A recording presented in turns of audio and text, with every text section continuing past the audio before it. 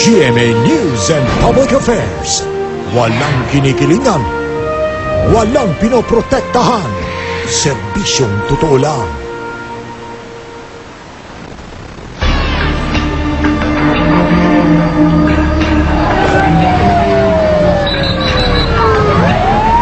Eroplano bumagsak sa isang residential area sa Las Piñas. 4 na sakay, patay. 15 bahay, nadamay. Lang umugong. Pag ano ko, talagang tinayo dito eh. Yung pala yung pakpak na ang tumama. Bagyong Ramil, nag-iipon ng lakas habang maagang lumikas.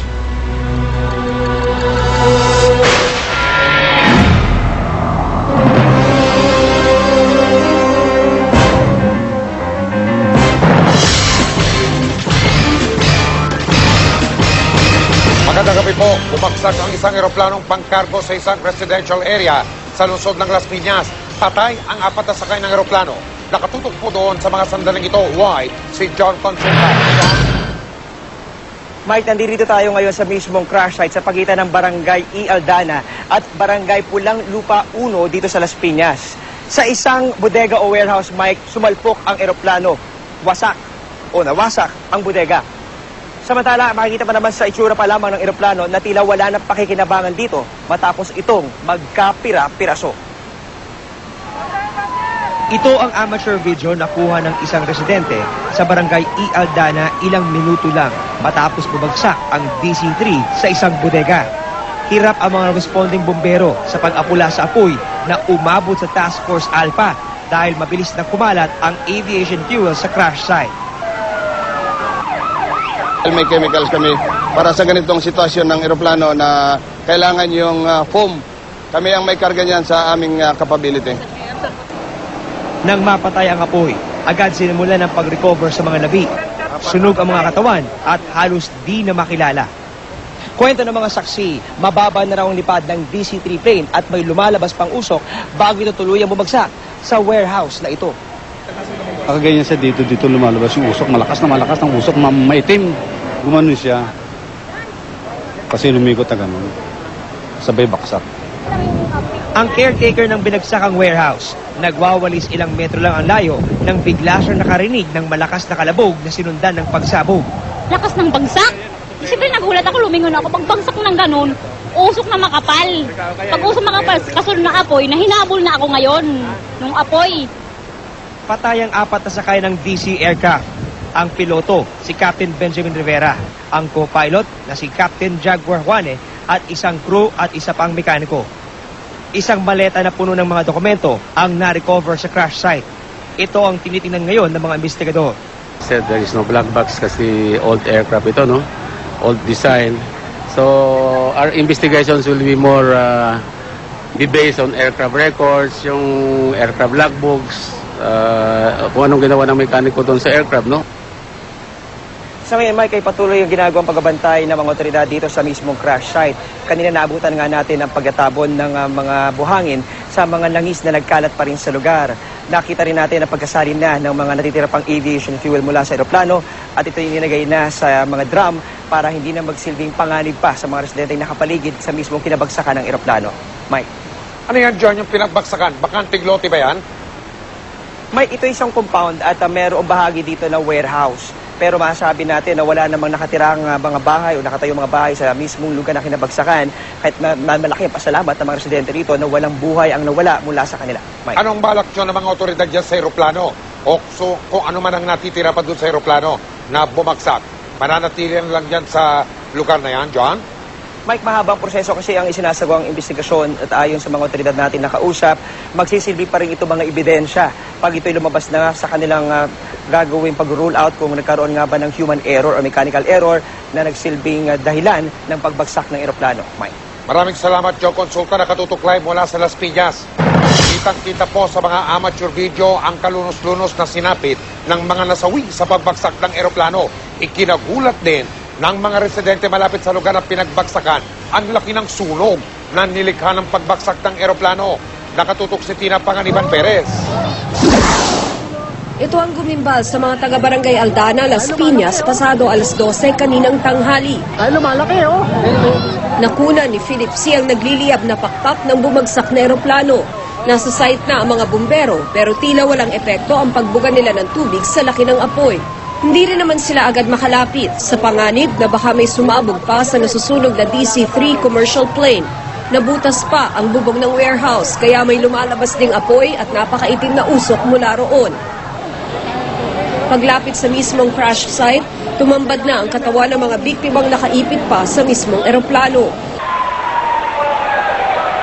Nakuna naman ni June Ligtas sa pamamagitan ng cellphone ang hilera ng mga bangkay na nailabas na mula sa eroplano. Kundi sobrang nalapnos, nasunog na ang kanilang balat. Bago ang crash, napansin ng iba ang tunog ng makina ng eroplano at mababa na ang lipad nito. Sa kuha naman ni Remy Bacal, bukod sa mga rumespondeng bumbero at mga opisyal ng civil aviation, nasa crash site din agad ang mga residenteng labis na nagulat sa pangyayari. Tina Panganiban Perez, nakatutok, 24 oras. May mga bahay po na nadamay at nasunog sa pagbagsak ng eroplano na yan sa Las Piñas. Tinatayang 100 pamilya ang nawalan ng tirahan. Nakatutok si Rida Reyes. Sunog na din naman mga residente mismo ang may kagagawan, kasama ang mga bahay ni LV Diaz at Nelson Cueto sa 14 na nasunog bunsod ng pagbagsak ng DC-3 aircraft. Nandito po kami nakaupo, tapos bigla pong dumaan yung eroplanong malaki, tapos pasuray-suray, bigla pong sumadsadyaan sa sa likod. Nung palanding siya, tinamaan yung yero dito sa may likod namin. Dito sa likod, tinamaan yung yero, lumipad yung yero. Paglipad ng yero, talagang sabog agad yung pagbaksak eh. Taranta na kami, hindi na namin nailabas yung mga gamit kasi ang inuna ko, yung mga anak ko. Sa pagtaya ng Bureau of Fire Protection, humigit kumulang 100 pamilya ang nawala ng tirahan. Mula dito sa tuktok ng apartment na ating kinatatayuan, makikita mo ang lawak ng pinsalang idinulot ng pagbagsak ng DC-3 light aircraft. Laking pasasalamat naman ni Manny Talampas dahil nakaligtas ang pamilya niya. Isang bakod lang kasi ang naghihiwalay sa kanilang bahay at sa bodega na binagsakan ng eroplano. Isa rin siya sa mga unang nakasaksi. Ilang minuto pa lamang ang nakakalipas matapos ang malagim na insidente. Pawala na yung apoy. Parang nasilip ko lang yung isang pasahero na siya, yung paggapang lang. Pero wala na siyang na makatakas eh. Sa kabila nito, wala silang balak na lumipat ng bahay kahit hindi pa natatanggal ang wreckage ng eroplano. Ang lokal na pamahalaan naman nangakong magpapaabot ng tulong sa mga residente. Rida Reyes, nakatutok, 24 oras. Samantala, dumating na po sa puninaryang pinagdalhan ng mga labi ng mga biktima ang ilan sa mga kaanak nila. Nakatutok po si Rhoda Crisostobal Line mula sa Las Piñas. Rauna, kamusta na dyan? May kirap ang mga kaanak ng mga nasawi sa plane crash na tanggapin ang nangyaring trahedya.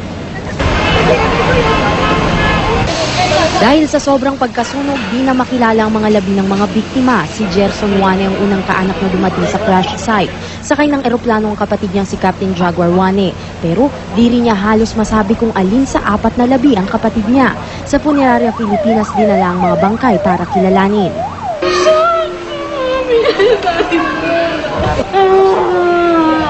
Ang anak ni Captain Benjamin Baculo di pa magawang lapitan at kumpirmahin na ama niya ang isa sa mga bangkay. Pero sabi niya sakay nga roon ang kanyang ama. Pinigilan niya raw ang tatay niya na lumipad dahil may masama siyang kuto. Natiyak niya na isa sa mga namatay ang ama niya nang malamang sa bakanteng lote bumagsak ang eroplano. Tinataon niya na walang tao because yun yung may presence of mind siya palagi eh. So when I knew na walang bahay yung tinamaan, I knew right away that it was my dad.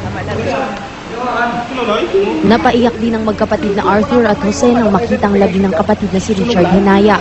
Mekaniko raw ng eroplano si Richard at nito umaga lang bigla ang nagpaalam na may biyahe siyang sasamahan. Lahat ng pagmamahal sa amin yan, lahat may pera ganyan. Pero makaahon na kami sa'yo. Sa swinert eh. Ayan pala yung mabadilisan, gusto ka ba tayo na punta lang sa'yo. Mangiyak-ngiyak din ang pamilya ni Captain Benjamin Rivera. Di pa makilala at makumpirma ng pamilyang katawan ni Rivera. Sa ngayon may kinumpirma na ng pamilya ang identity ng mga nasawi pero sinasailalim pa rin sa autopsy ang mga bangkay. Mike? Maraming salamat, Rauno Crisostomo, nakatutok live mula sa Las Piñas. Problema ba sa aeroplano o pagkakamali ng piloto? Lahat ng posibilidad ay sinisiyasat ngayon ng mga otoridad para malaman ang sanhi ng trahedya kanina. Nakatutok si Tricia Sabra. Blanco ang Civil Aviation Authority of the Philippines o CAAP sa sanhi ng pagbagsak ng DC-3 private aircraft. Hindi kasi nasabi ng piloto kung ano ang naging problema ng eroplano bago mag-crash. 12:07, umalis sa runway 13 ng NAIA Terminal 1 ang DC-3 na may body number RPC 550 papunta sanang Palawan. Wala pang 5 minuto, nagradyo na ang piloto sa air traffic controller. May technical problem daw ang eroplano at hiniling na lumapag sa runway 06 na nasa kanan nito. Ayon sa CAAP, 2 beses tinanong sa piloto kung mag-i-emergency landing at kailangan ba ng ground assistance. Sabi ng piloto, hindi raw. Kaya hindi nabigyan ng prioridad dahil may 2 international planes na papalapag sa katapat na runway 24. Ilang minuto pa, napansin na ng air traffic controller na mababa na ang lipad ng eroplano. 12:15, nawala na ito sa ere. All aspects of flying will be considered. The environment, human factor, the equipment. Well, they will have to show us all the records like maintenance records, pilot records. Ayon sa CAAP, isa ang DC-3 sa mga pinakamatitibay na eroplano na ginawa noon pang 1936 at ginamit noong World War II at sa Korean War. It's a very sturdy aircraft. It's considered a workhorse, and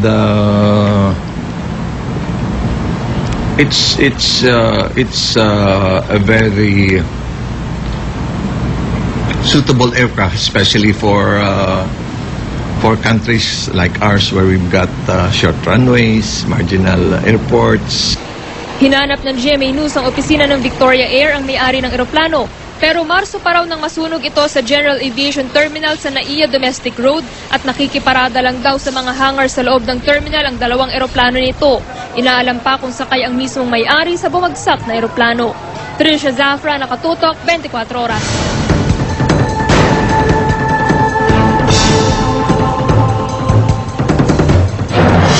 Mga kapuso, patuloy po ang paglakas ng bagyong Ramil habang tumutumbok sa gitna at hilagang Luzon.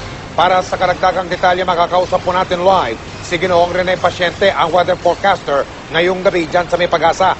Magandang gabi po, Mang Rene. Ano bang tawag dito kay Ramil? Super typhoon?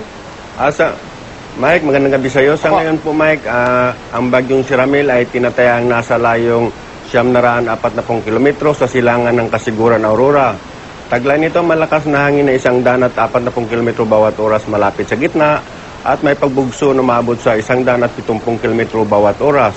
Ito ay kumikilos ng pahilagang kanluran sa bilis na 13 kilometro bawat oras. Mike, ang bagyong si Ramil ay maaari pang maging isang super typhoon dahilan sa ito ay malayo pa sa kalupaan at mahaba pa ang panahon para mag-ipon ng lakas at magiging isang super typhoon.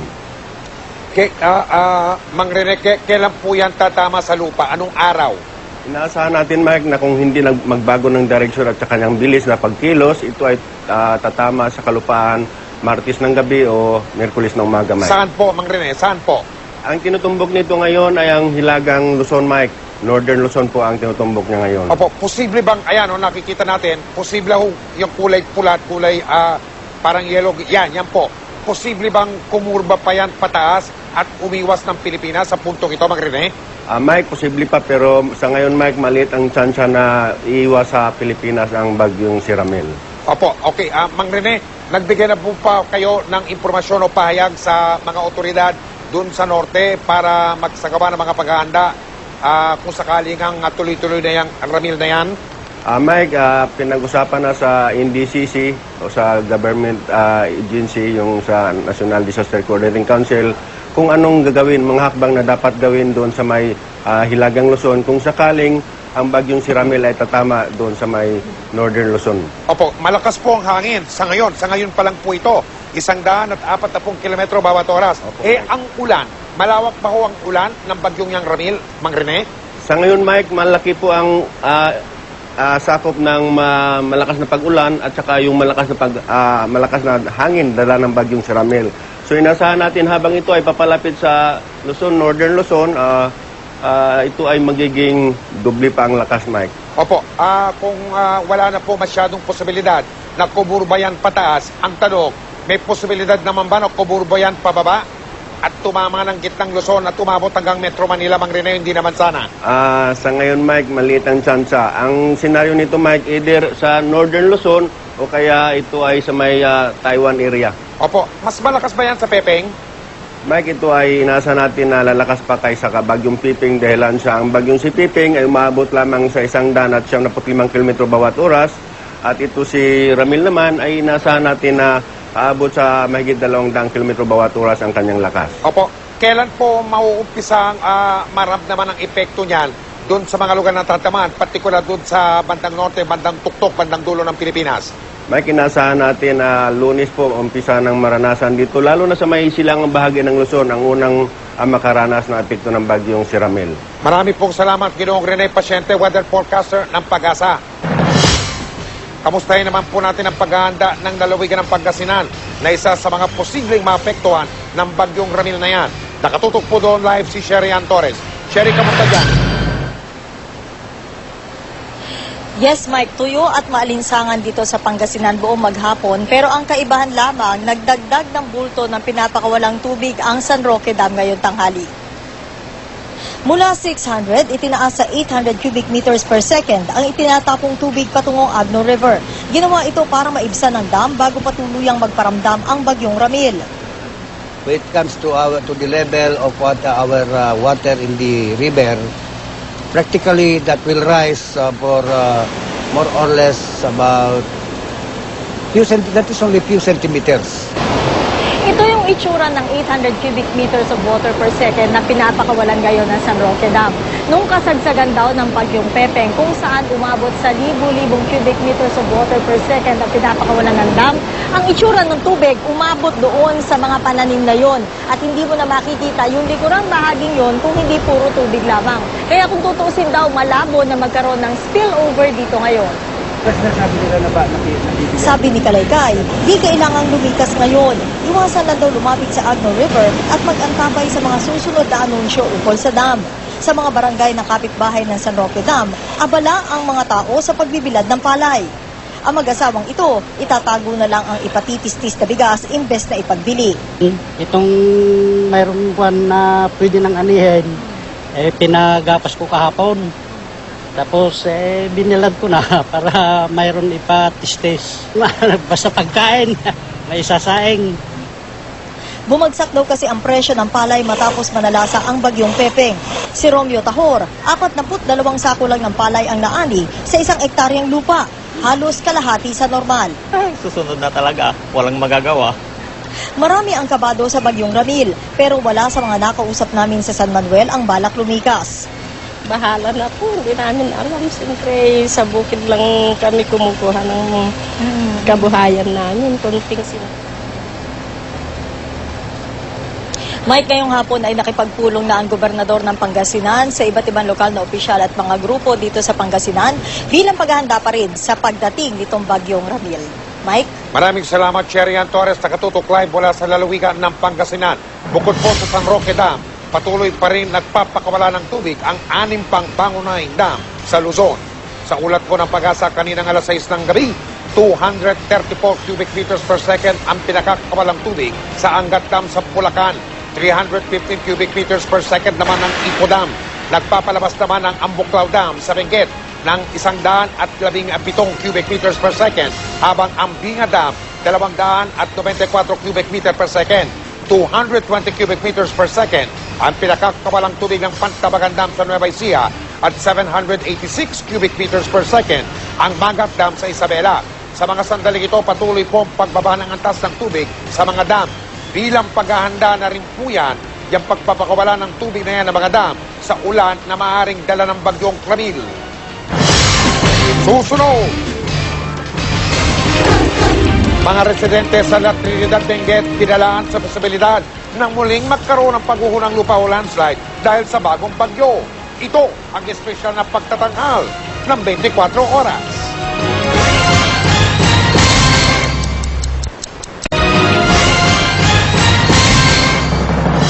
Mga Mga kapuso, panoorin niyo po itong balitang ito mula sa bansang Australia.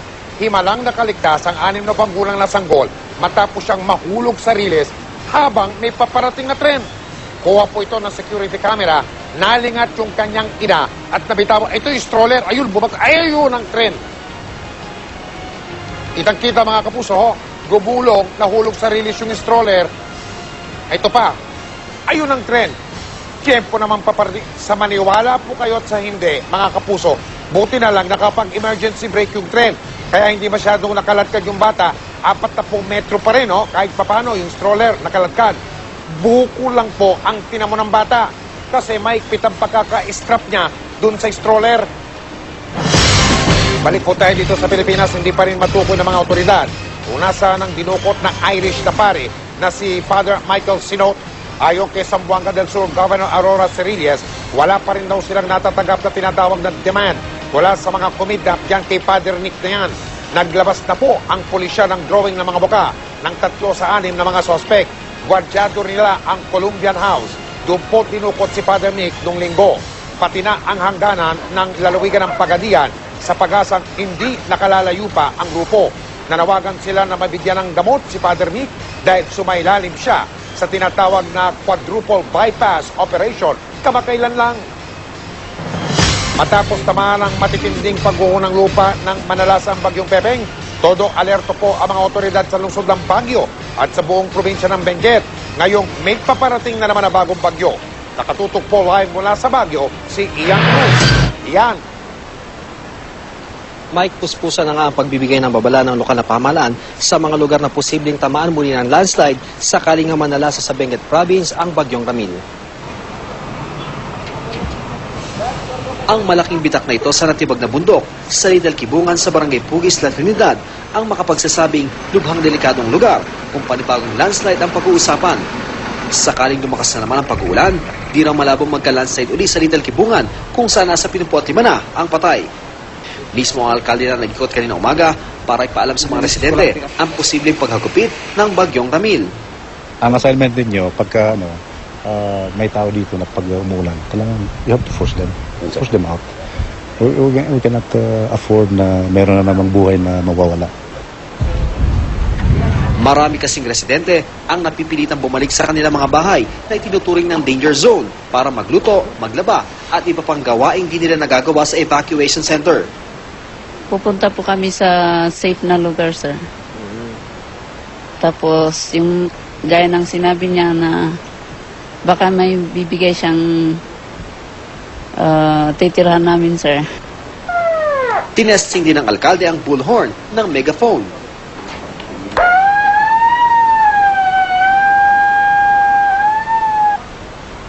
Ito ang magbibigay babala na dapat nang lisanin ng lugar. May spotlight din na inilagay sa tapat ng gumuhong lugar para tiyaking wala ng tao sa lugar kung gabi. Ang maopisyal naman ng Barangay Pugis namigay ng notice na may bagyong paparating at dapat matuto ang lahat sa nangyaring trahedya noong 1 linggo. Andun kami siya. Hindi kami na dito. Ililinis ko lang yung mga putik dun sa loob. Unsafe na bumalik sila lahat dito, pati yung hindi mo na nasira. Dahil baka sa susunod na mangyari ito, lahat na ng bahay masisweep up na. Sa Baguio City, umaasa ang mga residente na di naman nanalasa ang Bagyong Ramil. Gayunman, naghahanda pa rin sila. Takot ba kayo na dumaan ulit dito yung bagyo? Siyempre, maraming napipinsalang mga kasamahan mga kababayan Bumili na ng kailangan. Tsaka ayusin na yung bahay. Ganun. Mike, patuloy nga magmomonitor ang lahat ng ahensya ng gobyerno dito sa Baguio City at Benguet patungkol nga sa posibleng pagtama rito ng Bagyong Ramil. Mike? Iyan, mukhang okay pang ang panahon dyan sa Baguio sa ngayon. Mike, kaninang umaga hanggang kaninang tanghali ay mapakainit nga, Mike, mataas ang sikat ng araw. Pero kaninang hapon hanggang sa mga sandaling ito, Mike, ay manaka-naka na nga yung pag-abon, Mike. Pero sinasabi sa ating mga residente na normal lamang ito dito sa Baguio City, Mike. Maraming salamat, Ian Cruz, nakatutok live mula sa lungsod ng Baguio. Puspusan na rin daw po ang paghahanda ng lalawigan ng Isabela sa posibleng pagdaan doon ng Bagyong Ramil. Kasado na po ang mga gamit para sa rescue operations, pati relief goods handa na. Handa na rin ang tinatawag ng Multi-Role Force Battalion ng Philippine Army na nakikita nyo yan. Kabilang po sa kanilang ang 25 opisyal at 400 enlisted military personnel. Sasali po sila sa rescue and relief operations sa panahon ng kalamidad. Samantala, dumating na ang 1 toneladang biskwit mula sa United Nations World Food Program para yon sa mga biktima ng mga bagyong Ondoy at Pepeng. Pinag-aaralan nila ngayon ang posibilidad na mamahagi ng mga buto at punda para sa mga binagyong mga magsasaka. 100, ilang tonelada yon? 100 tonelada po, 100 tonelada. Pwede na rin po kayong magbahagi ng mga litrato at video sa GMA News kahit hindi po tungkol sa bagyo. Basta't sa tingin nyo po ay dapat maibalita. Sa ipinadalang video ni Raycar Brian Pajardo, hirap daw na dumaan ang mga sasakyan ngayon sa may Pantabangan Dam. Tingnan nyo naman yan, may butas mga kapuso. Nakuha kasi, nauka kasi na malakas na ulan ng agos na bahagi ng kalsada noong Huwebes. Ito naman po ay binantayan ni Enrique Galan III ang pag-take off sa Villamor Air Base ng isang helicopter ng United Nations. Sakay ng helicopter na yan ng mga relief goods para sa mga biktima ng trahedya sa Benguet. Para magpadala po ng video at mga litrato tungkol sa mga mahalagang balita, mag-log on po kayo sa www.gmanews.tv/stormwatch. Sa cellphone, i-text ang balita, space, ang message, space, ang inyong pangalan at address at isend ninyo sa 4627. At kung mga litrato sa cellphone naman, i-text ang balitams, space, message, space, ang inyong pangalan at address at isend sa 4627. At yan po ang mga balitang aming tinutukan sa nakalipas na 24 oras. Maraming salamat po sa inyong pagtitiwala. Mula sa tahanan ng katotohanan, sa ngalan ni Nabel Tiangco at Pia Guanyo, ako po si Mike Enriquez at ito ang GMA.